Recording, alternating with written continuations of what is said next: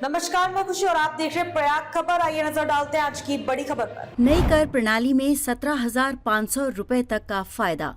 Standard deduction से लेकर slab तक में ये बड़े बदलाव। वित्तीय वर्ष 2024-25 के लिए पूर्ण केंद्रीय बजट मंगलवार को लोकसभा में पेश कर दिया गया। वित्त मंत्री निर्मला सीतारमण ने सरकार का 11वां पूर्ण बजट पेश किया। वित्त मंत्री निर्मला सीतारमण ने अपने अंतरिम बजट भाषण के दौरान टैक्सेशन से जुड़ा कोई बड़ा बदलाव नहीं किया था, लेकिन इस बार उन्होंने कुछ अहम ऐलान किए हैं। वित्त मंत्री ने करीब 4 करोड़ लोगों को टैक्स से जुड़े लाभ होने की बात कही है। इस बार अपने बजट भाषण में वित्त मंत्री ने कहा कि सरकार करों को सरल बनाने, करदाता सेवाओं में सुधार करने, कर निश्चितता प्रदान करने और मुकदमेबाजी कम करने के प्रयासों को जारी रखेगी। नई कर प्रणाली के तहत टैक्स स्लैब में बदलाव का ऐलान।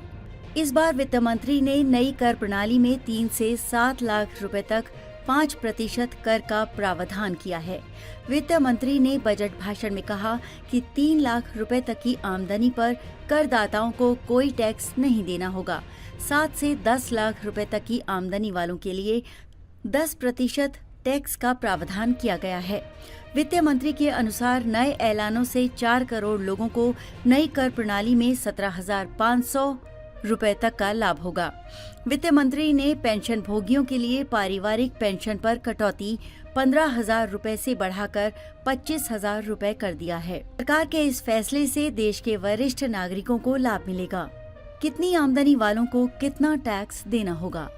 3 लाख तक 0, 3 लाख 1 से 7 लाख तक 5%, 7 लाख 1 से 10 लाख तक 10%, 10 लाख 1 से 12 लाख तक 15%, 12 लाख 1 से 15 लाख तक 20%, 15 लाख से ऊपर 30%।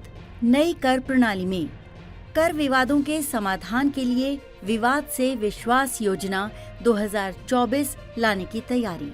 वित्त मंत्री निर्मला सीतारमण ने मंगलवार को कहा कि मध्य और उच्च मध्यम वर्ग के लिए कुछ वित्तीय परिसंपत्तियों पर पूंजीगत लाभ छूट सीमा को बढ़ाकर 1.25 लाख रुपए सालाना करने की योजना है।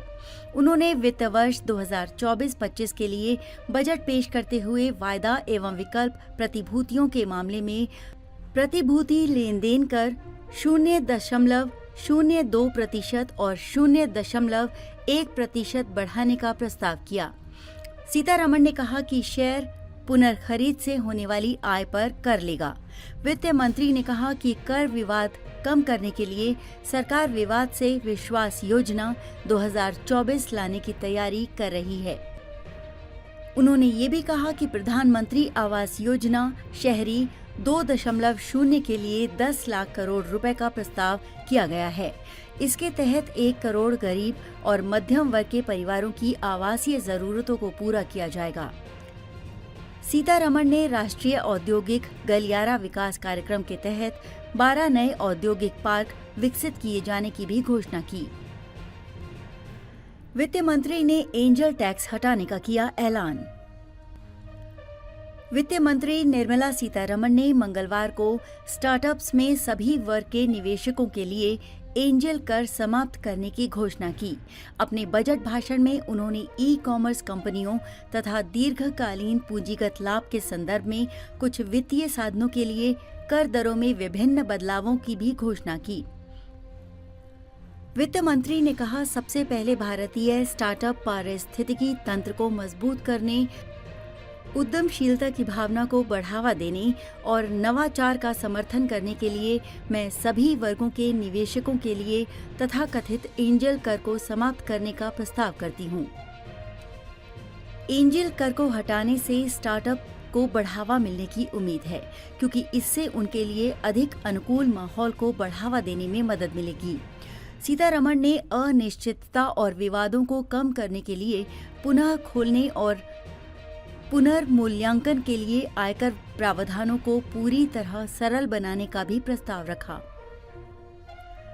उन्होंने कहा, यदि छूटी हुई आय 50 लाख रुपए या उससे अधिक है तो इसके बाद कर निर्धारण वर्ष की समाप्ति से 3 वर्ष के बाद पुनः खोला जा सकेगा।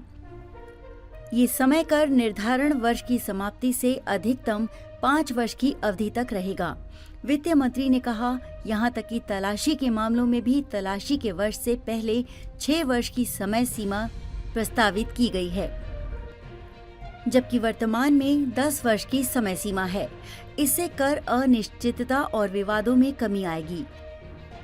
उन्होंने कहा कि वित्तीय और गैर वित्तीय परिसंपत्तियों पर दीर्घकालिक लाभ पर 12.5% की कर दर लागू होगी, जबकि ई कॉमर्स कंपनियों के लिए टीडीएस दर 1% से घटाकर 0.1% कर दी जाएगी। अब तक के लिए बस इतना ही। फिर होगी आपसे मुलाकात ऐसी एक और खबर के साथ। तब तक के लिए नमस्कार और देखते रहिए प्रयाग खबर। ऐसे ही लेटेस्ट अपडेट्स के लिए हमारे चैनल को सब्सक्राइब करें और तुरंत नोटिफिकेशन पाने के लिए बेल आइकन प्रेस करना ना भूलें। यदि आप हमें फेसबुक के माध्यम से देख रहे हैं तो हमारे पेज को फॉलो जरूर करें। धन्यवाद।